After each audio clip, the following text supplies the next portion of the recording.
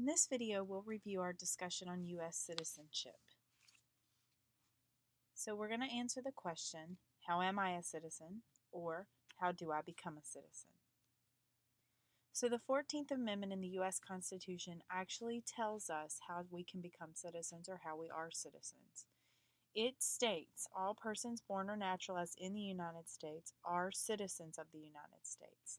So that means there are two ways that you can become a citizen. The first one is to be born in the United States.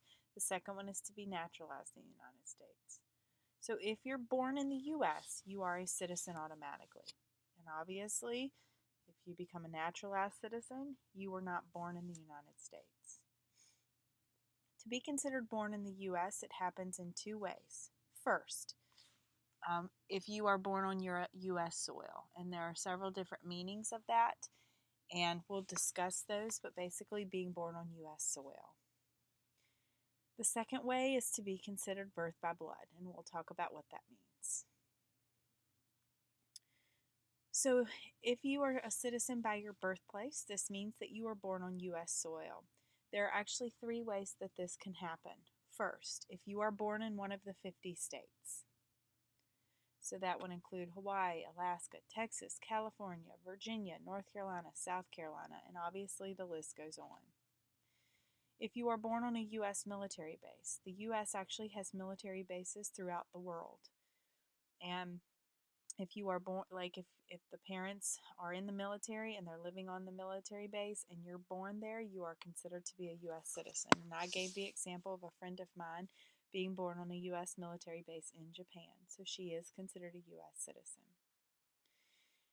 Also, if you're born in a U.S. territory, and there are 12 I think we decided upon, the most familiar ones are probably the U.S. Virgin Islands, Guam, Puerto Rico, and there are many more as well.